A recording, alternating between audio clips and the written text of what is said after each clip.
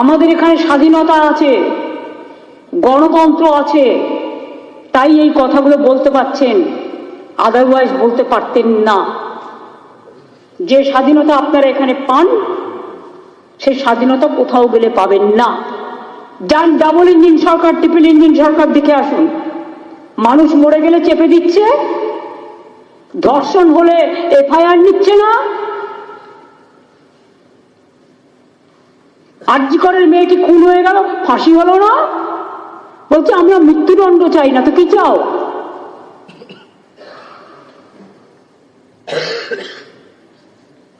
এটা আপনাদের বুঝতে হবে। আজকের দিনে সোশ্যাল নেটওয়ার্ক, বাচ্চাদের হাতেও পড়ে ফোন, বাচ্চারা সবটা দেখতে পায়।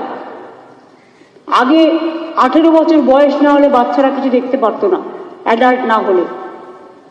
এখন বাচ্চারা সব কিছু দেখতে পায়, সবাই দেখে।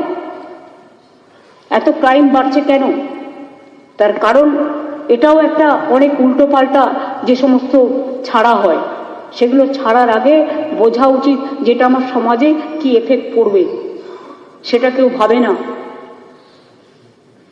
সেই জন্যে আমরা অপরাজিতা বিলটা করেছিলাম, যে এইসব কাজ করবে সবার মৃত্যুদণ্ড হবে। কিন্তু আপনারা বিলটা ফেলেই রেখে দিলেন, করলেন না। তারা আবার ল অ্যান্ড অর্ডার নিয়ে কোয়েশ্চেন করেন। আরে আমাদের পুলিশ তো 2 মাসের মধ্যে ফাঁসি করিয়ে দেয়, ফাঁসির অর্ডার করিয়ে দেয়।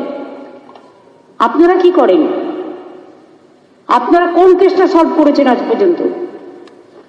আর যারা ধর্ষিত হয়েছেন তাদের পুড়িয়ে মেরেছেন রাস্তায়, কোর্টে সাক্ষী দিতে গেছে, তাদের সাক্ষী দিতে দেননি।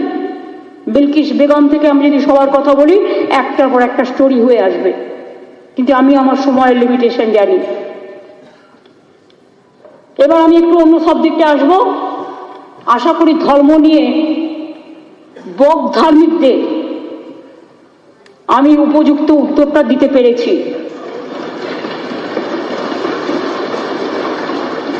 এরপরেও বক ধার্মিকরা যদি বক বক করে ধর্ম বিক্রি করে খান, মনে রাখবেন সাধারণ মানুষ লক্ষ্য করছে। ধর্ম আমরা সবাই ভালোবাসি, যার যার ধর্ম আপনার, উৎসব কিন্তু সবার। আমরা দুর্গা পুজো করি শান্তিতে, কালী পুজো করি শান্তিতে, সরস্বতী পুজো করি শান্তিতে, ঈদ করি শান্তিতে, আমরা বড়দিন করি শান্তিতে, গুরু নানকের জন্মদিন করি শান্তিতে, মহাবীর জয়ন্তী করি শান্তিতে, গুরু গোবিন্দের জন্মদিন করি শান্তিতে। মাঝের থান জায়ের থান থেকে শুরু করে আদিবাসী, সাঁওতালি, শিডিউল কাস্ট, তপশিলি যত প্রোগ্রাম হয়, লোকনাথ ঠাকুর থেকে শুরু করে একেবারে অনুকূল ঠাকুর, ওঙ্কার নাথ থেকে শুরু করে সবার।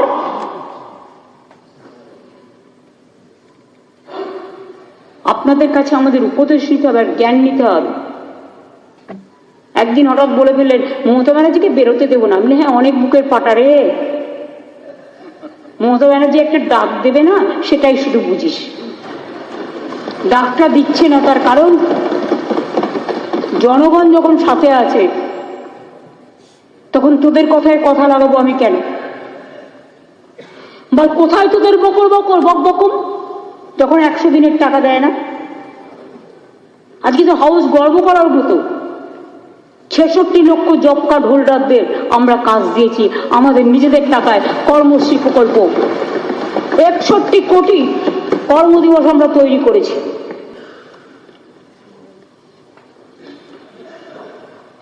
শুধু বলে আমরা নাকি অনেক লোন নিই, ওরা নাকি লোন নেয় না।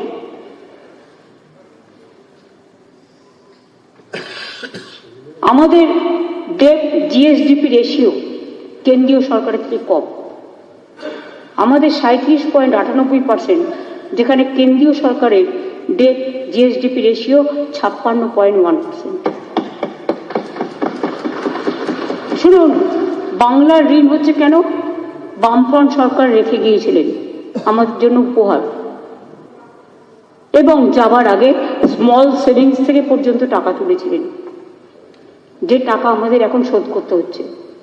আর অর্থনৈতিক নিয়ম হচ্ছে, যতক্ষণ টাকাটা সম্পূর্ণ শোধ না হবে তখন কিন্তু ঋণটা লাফাতে লাফাতে বাড়বে। আমরা ফেস করছি আমাদের লিগাসি, এই ঋণ কেরালাতেও আছে, পাঞ্জাবেও আছে, রাজস্থানেও আছে, মধ্যপ্রদেশেও আছে, উত্তরপ্রদেশেও আছে। একবারও জিজ্ঞেস করে দেখেছো তোমার কেন্দ্রের ঋণ কত? Yes, I am coming to that point. আমাদের যদি ঋণ প্রতি বছর আমাদের ৭৫,০০০ থেকে ১,০০,০০০ কোটি টাকা করে ঋণ শোধ করতে হয়, ফেলে যাওয়া ঋণ। এবছরেও ৭৫,০০০ টাকা দিতে হবে, ৭৫,০০০ কোটি টাকা।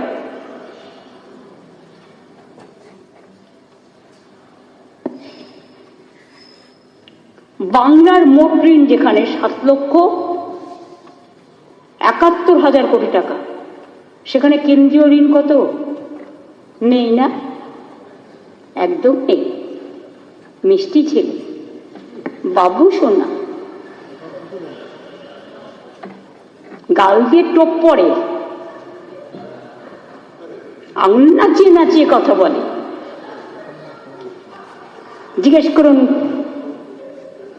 তুমি তো এখন গেরুয়া কমরেড, তো গেরুয়া কমরেড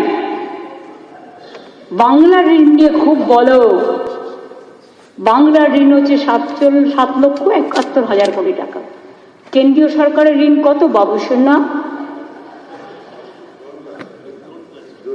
২০০,১৬,০০,০০০ টাকা।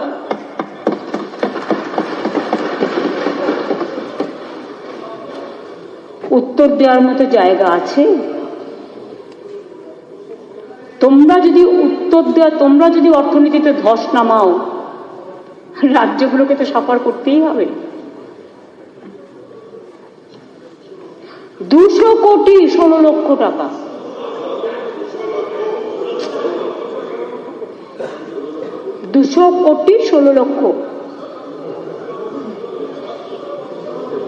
ছাড়ুন, আমি তো বলছি আমার ভাষায়, ২০০,১৬,০০,০০০ টাকা। তুমি ৭ নিয়ে কোশ্চেন করো, ২০০ নিয়ে কোশ্চেন করো না।